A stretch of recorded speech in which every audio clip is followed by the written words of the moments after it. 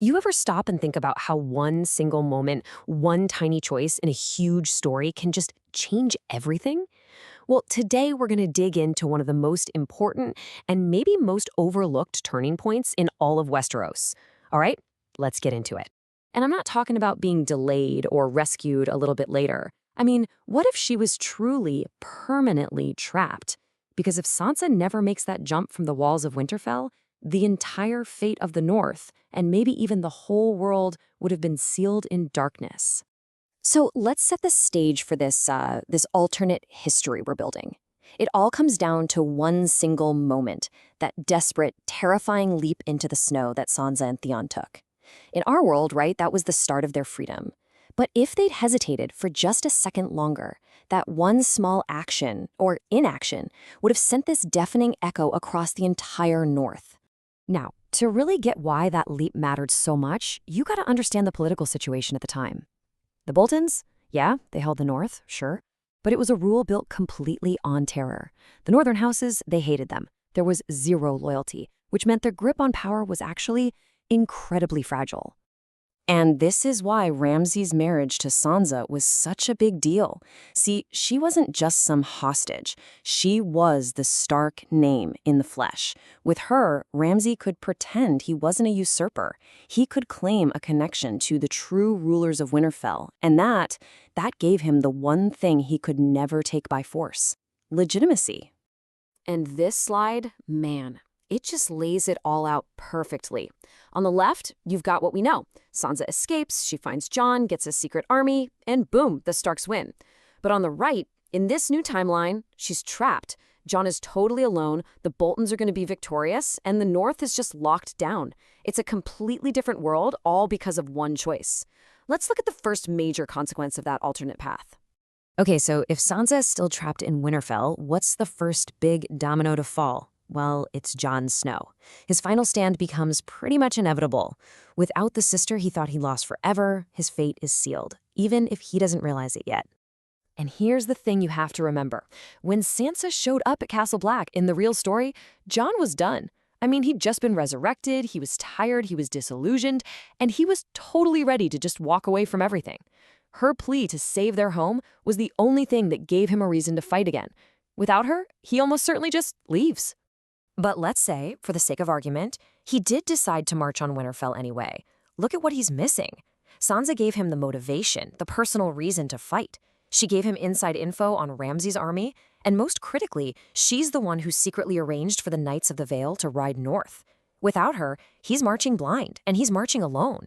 And this is just the stark reality of it. In the Battle of the Bastards, Jon's army was completely surrounded. They were on the verge of being completely wiped out. The only thing that saved them was that last-minute cavalry charge from the Vale. Without that alliance, which only Sansa could secure, Jon's chance of winning wasn't low. It was zero, absolutely zero. Yeah, there's just no other way this story ends. Ramsay wins the battle, Jon Snow dies, for good this time. And the last real hope for a Stark comeback is snuffed out on that field. So Jon's gone, his army's crushed, and the Stark rebellion is over before it even really began. But what does the North look like now? Well, let's explore how Ramsay's victory would build a much, much darker future for the entire region. This is a North truly ruled by fear. A victorious Ramsay isn't going to sit back and celebrate. No, he'd move fast to lock down his power. He's already eliminated Jon. Next, he'd hunt down and crush any remaining Stark loyalists. And with Sansa still his captive, he could secure a Stark heir, cementing his family's monstrous reign for a generation. The North would be governed by nothing but pure, absolute terror. It really is as simple as that. The dream that fueled so many northern houses, the hope of one day seeing the Stark direwolf flying over Winterfell again, it's just over. It's a dream that dies, and it never, ever happens.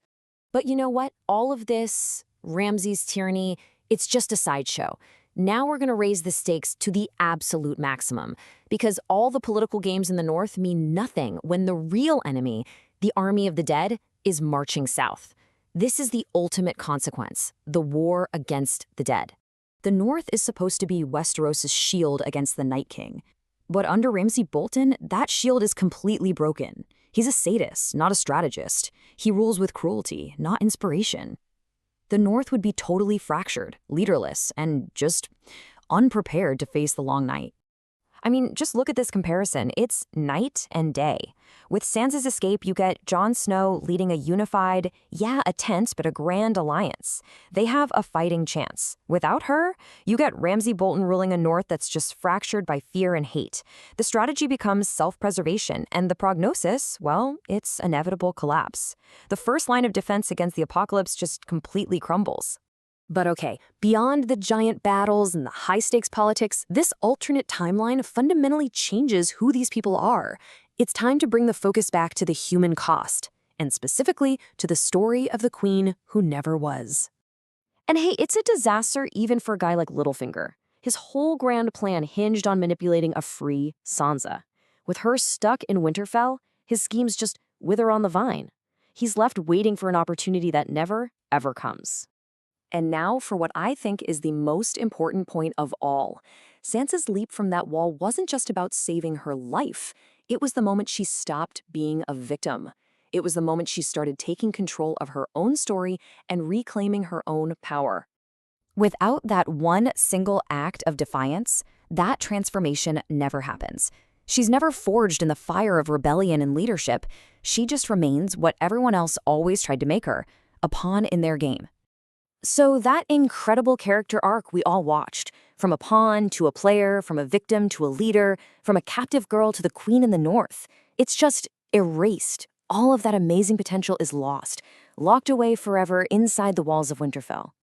It really makes you think, doesn't it?